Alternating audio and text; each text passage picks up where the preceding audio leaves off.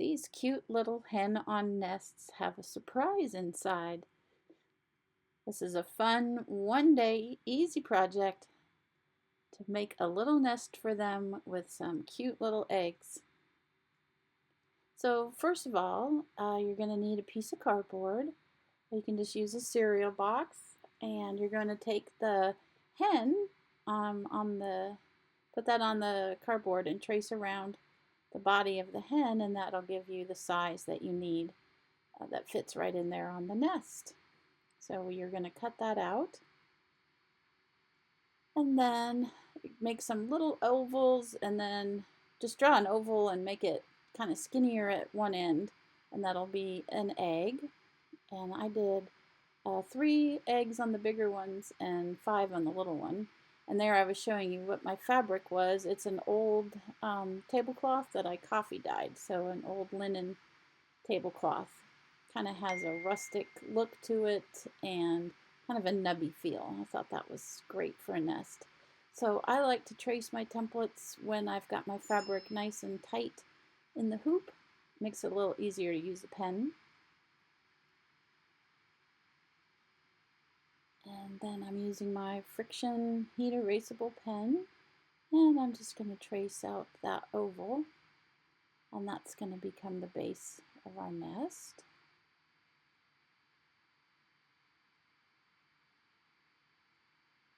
Sometimes you have to go over the fabric a couple times with these pens. Just going to fix that spot right there. There we go. And you can either cut out 3 eggs or however many eggs you want, or just one, and place it, in various positions all around.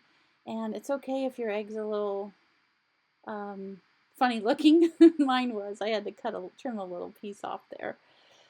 So I'm just gonna place that down, and I'm gonna do 3 eggs on this. And I just turn it in all different directions. And this one is big enough. I have a mini, a small, and a medium. I don't have a big hen-on nest, so this is the medium one. And I definitely could have done more than 3 eggs on there if I wanted to. So I'm just going to trace those eggs. Again, these pens are neat because they erase with either a hot iron or a heat gun or even a hairdryer. So once you get your eggs drawn out, next step will be to start stitching. So for the eggs, I'm doing brown eggs on this one. So I'm using DMC 435 and 433. So I'm going to use the darker one for the dark brown spots on the egg, and then the lighter one to fill in the egg. Then for the hay, or straw, I'm using 725, 3045, and 3046. You can choose any colors you want. I would recommend either 3 or 5 colors for the straw. So to do the spots, this is just uncounted cross stitch. So you're not following a pattern, you're not necessarily stitching in the hole created by the leg of the stitch underneath. You are just making X's. This is such a relaxing, almost meditative way of cross stitching. Just lovely to sit outside on a nice early summer morning and stitch this up. This dark spots on the brown eggs are just kind of random, so there's no pattern or anything. I'm just stitching some dark spots on there where I think that they would be. And the eggs do tend to have more dark spots down towards the big rounded end of the egg. So I'm just stitching, and my X's aren't the same size, and each leg doesn't start and stop where the other one ended up. Once I got my dark ones done, then I went back in and I'm using the lighter color floss and just filling it in with X's. And at this point, things look a little messy, um, but once you do the outline, it all comes together. So I am doing the stem stitch, which is my favorite outlining stitch. I just love the way the stitches roll, especially if you're doing something curved. They just look beautiful, I think. So once you get this outline around the egg, the whole thing comes together and it doesn't look quite so, I guess, messy as before you get the outline done.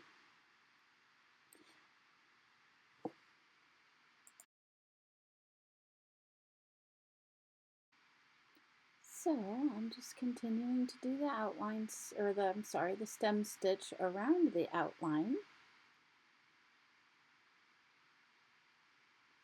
And it's basically a straight stitch, and then you come up next to it about the center of the stitch, but um, outside of the stitch. It's just a beautiful outline stitch on here.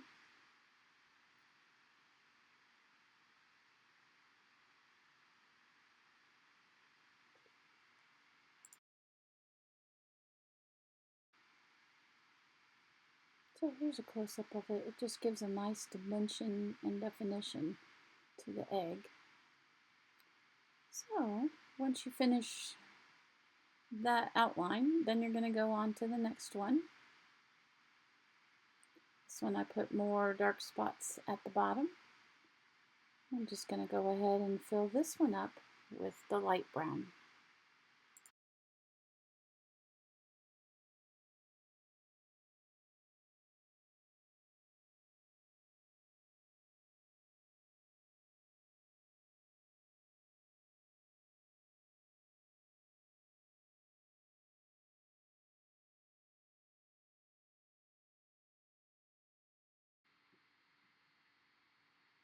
Alright, so after you get your eggs all stitched, now it's time to do the straw. And I like to start with the bright yellow.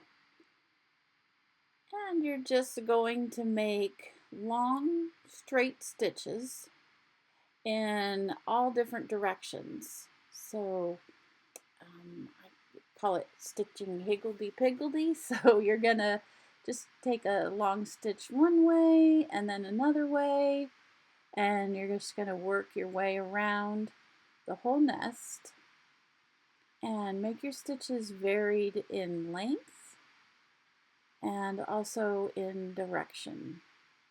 And it's up to you how many you want to put on here.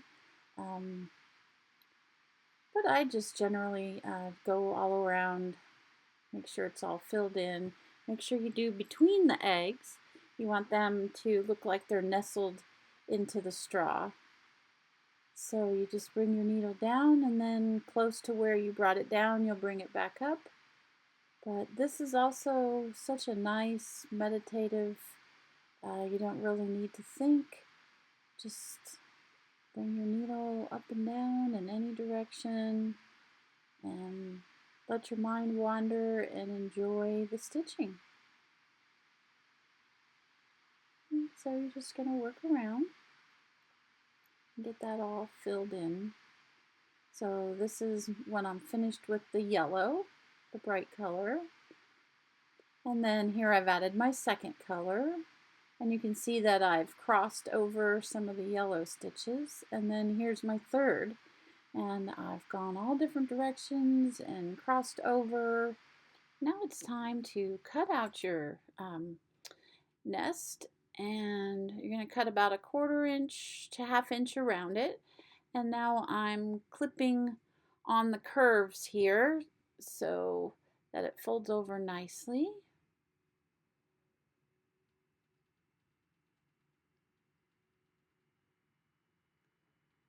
Now I'm going to get that template that I cut to be the same as the bottom of the nest, and I'm going to put the eggs on there, and you want to make sure that you line it up behind your stitching. And I haven't taken the outline off yet because I'm going to use that like right here to make sure that I get the cardboard in the right place behind it. So I'm just checking that indeed the edges of the nest are lined up with the cardboard. I'm going to keep it in place. And then I'm going to use my glue gun. This glue gun has to be at least, I don't know, 20 years old. It is well used. So just a little bit of glue at a time. And then we'll fold the fabric over. Don't pull too hard, otherwise you're going to shift your stitching on the other side. And then your nest won't be centered on the cardboard template. So we'll just go ahead and fold the fabric over, doing a little bit at a time. And now I'm going to go ahead and finish gluing the rest of it. It's all glued down, and you'll notice that that black outline is gone. I did the heat gun to make that ink disappear. So now we're going to do the fringe, the little straw that sticks out. So you're going to need some tape, just some Scotch tape, and just pull off a length of it, a couple inches. And you're going to lay that down on your work surface, and this proves to be very difficult for me for some reason. This was the hardest part of the project, was just trying to get this tape to lay down on my table. It would not let go of me. So I have taken several strands of my embroidery floss, all 3 colors, and I've just lining them up here in my hand, just several lengths of each one. And I have more of the bright yellow. And then there goes with that tape again. It gets stuck to my floss. It won't let go of my fingers. This was a real struggle. I'm trying to... Okay, so sorry my floss is off camera there, but I'm just straightening it all out. And now I need to cut it into lengths, and this tape is still driving me nuts. So then at this point, I decided to just stick it on there. So I'd say these are probably about 1 to 2 inch lengths. And I'm just using this terrible pair of scissors that is not sharp. Anyways, I'm just cutting some lengths of floss. Like I said, about 1 to 2 inches long.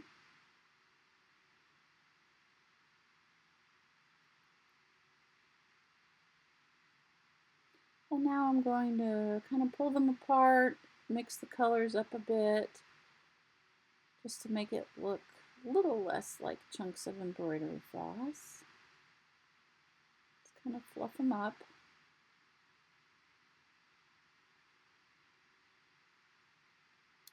Go back to my tape here, and this is where the tape now gets stuck to itself. Oh.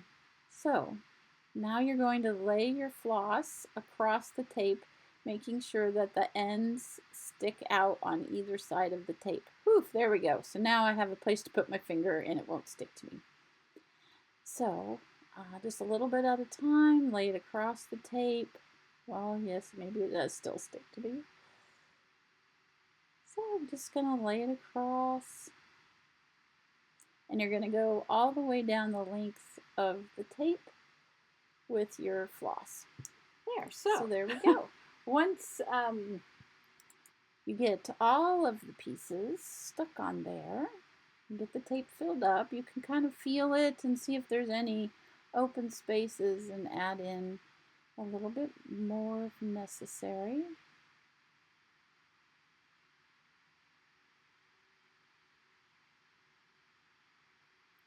And then you're going to cut down the center of the tape, making 2 fringed pieces.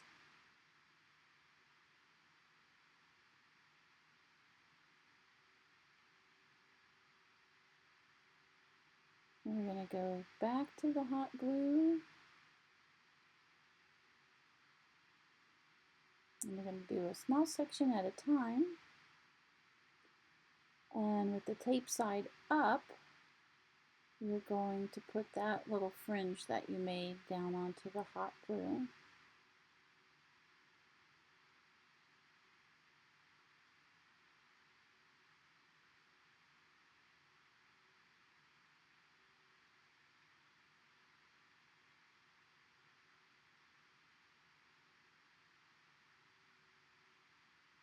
And just continue around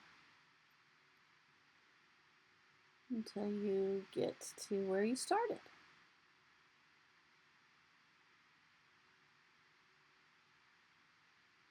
And since it's on the tape, it really bends around the curves nice and easily.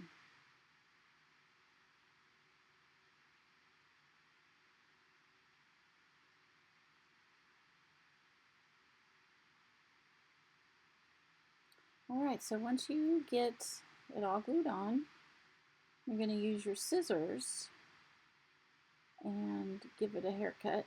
Trim it down so that they're kind of all the same length.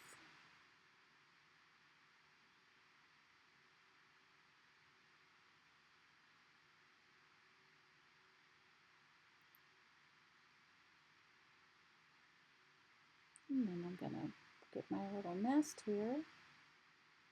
And it might fit better one direction over another, depending on, the direction of your template. And I'm not liking that bare area right there, so I'm going to add some more hot glue. And then this is where things kind of go south for me a little bit here. I have all those strips left over, but then I stick my fingers in the hot glue, and then everything sticks to my fingers. And I had a mess there for a little while, and I had thread all over my fingers. So there we go. And it pops up a little bit. So I'm going to take more of that thread. I'm going to take my hot glue and just do 4 little dots. And I'm not concerned about this hurting the hen-on nest at all. The hot glue won't stay to it permanently. I mean, it'll just pick right off. So if I ever decide that I don't want this little nest in there, just a little tug on the stitched part and it'll pop right out of there, and then that hot glue will just pop right off of the milk glass. So there we go. That's it. She now has a nice little bed of straw, and she's able to sit on some eggs. And then here is my small one. And then here is my clear mini. And this one has 5 little white eggs in her nest. And that's it. So if you have a hen-on nest, I hope you give this quick, easy stitch a try. It really does add a cute little surprise to these adorable little hens. And thanks so much. I'll see you next time.